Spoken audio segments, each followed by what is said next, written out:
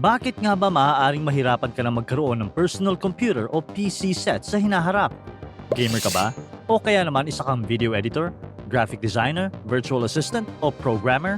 At sa ginagawa mong trabaho o hobby, may isang bagay na halos hindi pwedeng mawala, ang computer. May CPU, may RAM, at isang makintab na graphics card. Ikaw mismo ang nag-install ng kada piraso. Kung gamer ka, pwede mong piliin ang pinakamalakas na graphics card. Kung video editor ka o 3D artist, pwede mong dagdagan ng RAM. Kung programmer ka, pwede mong gawing sobrang bilis ang storage. Ito ang tinatawag na DIY PC building.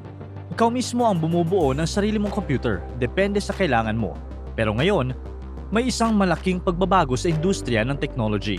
May mga kumpanyang unti-unting bumibili at kumukuha ng napakaraming computer chips at hardware components. At dahil dito, pwedeng hindi ka na makagawa ng sarili mong PC. Bakit kaya? At sino o ano ang suspect sa pagbabagong ito? Nakasanayan na nating gumamit ng personal computers. Unang lumabas ang mga personal computers sa merkado noong mid-1970s nang magsimulang magbenta ang mga kumpanya ng computer na pwedeng gamitin ng ordinaryong tao sa bahay o opisina. Bukod sa laptop, ito ang ginagamit ng marami para sa iba't ibang trabaho, mula sa pagsusulat ng documents, pag-edit ng videos at pictures, hanggang sa programming at online work. Dahil mas mabilis at mas kaya nitong gawin ang mabibigat na gawain. Ito rin ang paborito ng maraming gamer para sa mga online games gaya ng Counter-Strike, Dota 2 at Valorant. Hanggang ngayon, marami pa rin mga tao ang naaaliw sa pagbuo o pag-install ng sarili nilang PC, lalo na kung gamer ka. Mas masaya pa ito kapag nilagyan mo ng LED lights at transparent na case para makita ang mga components sa loob. Pero sa paglipas ng panahon, maaaring maging mas mahirap na ang pagbuo ng sarili mong PC. At isa sa mga dahilan nito ay ang artificial intelligence. Sa unang tingin, parang walang koneksyon. Ano naman ang kinalaman ng AI chatbots at image generators sa gaming PC mo? Pero sa loob ng mga data center sa buong mundo, may nangyayaring malaking pagbabago. Ang mga kumpanyang gumagawa ng AI ay nangangailangan ng napakaraming computer hardware. Hindi lang 10, hindi lang 100, kundi libu-libong high-end machines. At bawat isa sa mga ito ay gumagamit ng parehong mga piyesa na ginagamit ng mga PC builder. Graphics cards, RAM, storage drives. Ang problemang ito ay tinatawag ng mga economists na demand shock. Kapag biglang tumaas ng sobra ang demand sa isang produkto, tumataas din ang presyo nito. At sa kaso ng AI, ang demand ay napakalaki. Ang unang tinamaan ay ang GPUs. Kung nakagawa ka na ng PC dati, alam mo kung gaano kahalaga ang graphics card. Ito ang utak ng visual processing ng computer. Kapag naglalaro ka ng video game, ito ang nagre-render ng bawat frame.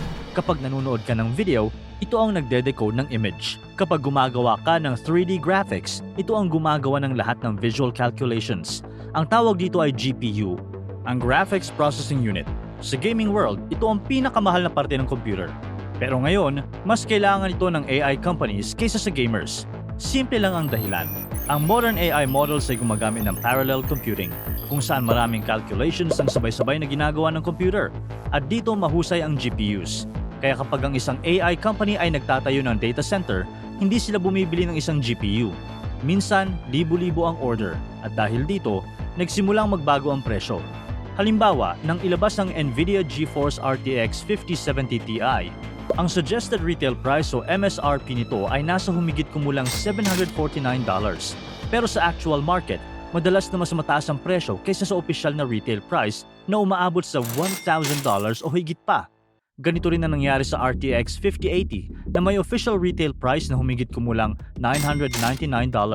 Pero sa ilang retail market, maaari itong maging mas mahal depende sa availability at demand. Hindi lang ito simpleng inflation. Ito ay dahil ang supply chain ay inuubos ng AI industry. Kapag may bagong batch ng GPUs, madalas nauuna ang mga data center buyers.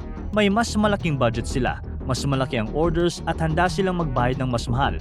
Paano ang para sa PC builder? Unfortunately, mas kaunti ang natitira para sa consumer market at hindi ito pansamantalang problema. Ayon sa Micron Technology, isa sa pinakamalaking gumagawa ng memory chip sa mundo, napakataas ng demand para sa hardware na ginagamit sa artificial intelligence.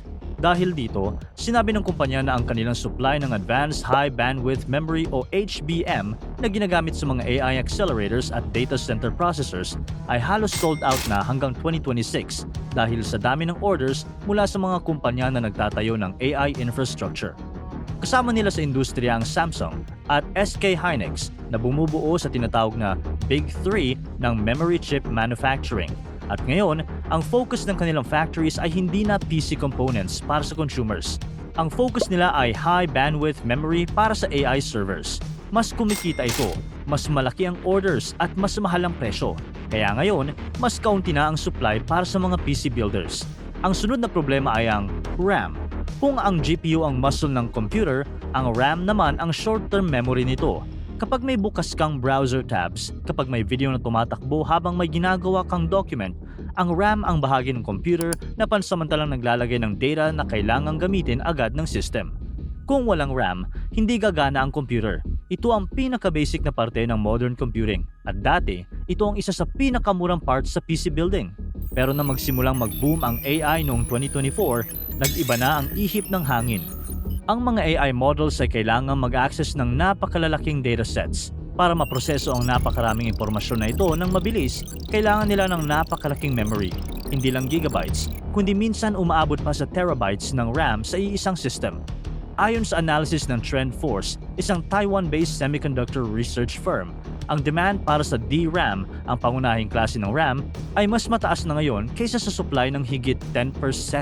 Sa semiconductor industry, malaking gap na yun.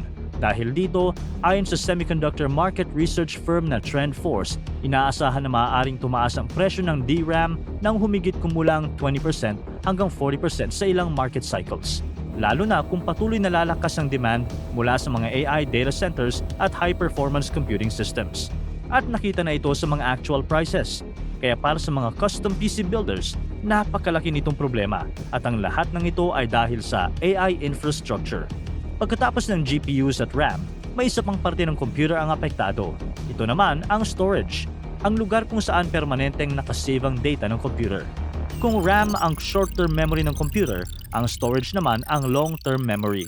Dito naka-install ang operating system at dito rin nakasave ang mga games, files at programs ng computer. Sa mga modern computer, kadalasang ginagamit ang SSD o solid-state drive bilang storage, isang klase ng drive na mas mabilis magbasa at magsulat ng data kaysa sa mga lumang hard drive. Pero may isang problema. Ang AI models ay nangangailangan ng napakalaking datasets. Minsan umaabot pa sa petabytes ng data, isang napakalaking sukat ng impormasyon na katumbas ng humigit kumulang 1,000,000 gigabytes. Kaya ang mga data centers ay bumibili ng napakaraming SSDs. At tulad na nangyari sa GPUs at RAM, huminga ka ng malalim dahil tumaas din ng husto ang presyo nito. Halimbawa, ang ilang SSD models tulad ng Lexar NM790 ay nakaranas ng pagtaas ng presyo habang tumataas ang demand para sa storage hardware. Sa ilang panahon ng market tightening, ang presyo ng ilang SSDs ay maaaring tumaas pa ng humigit sa 30% depende sa supply at availability nito sa market. Mas nararamdaman pa ang taas presyo sa mas malalaking storage drives. Ang 4TB Western Digital Black SN850X SSD, isang popular na high-performance drive para sa gaming PCs, ay kadalasang umaabot ng mahigit $300 hanggang $350 sa ilang retailers, lalo na kapag mababa ang supply o mataas ang demand. Para sa karamihan ng PC builders, ang ganitong presyo ay masakit na sa bulsa. Sa buong mundo, tinatayang may libu-libong data centers na ginagamit para sa AI processing. At ayon sa industry projections, inaasahang patuloy pang dadami sa susunod na mga taon.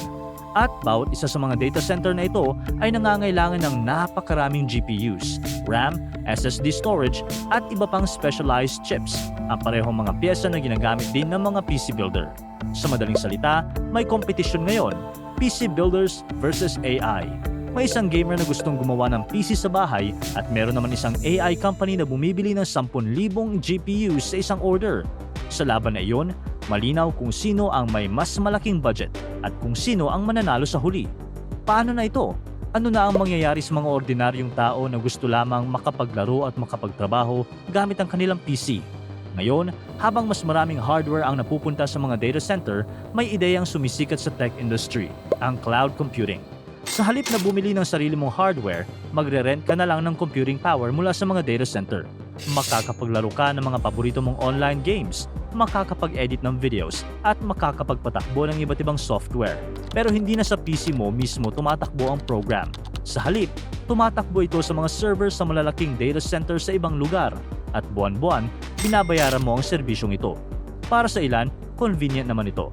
Pero para sa mga mahilig gumawa ng sariling PC set, medyo nakakalungkot dahil ang control ay hindi na sa iyo, ang hardware ay wala na sa mismong mesa mo. Ngayon, nasa data center na. Makakapag-set up ka pa rin naman ng sarili mong PC, kaya lang unti-unti na itong nagiging mas mahal at mas mahirap gawin. At ang lahat ng ito ay dahil sa AI. Para tuloy-tuloy ang saya at kwentuhan, huwag kalimutan mag-subscribe sa Bubbly YouTube channel at pindutin ang notification bell.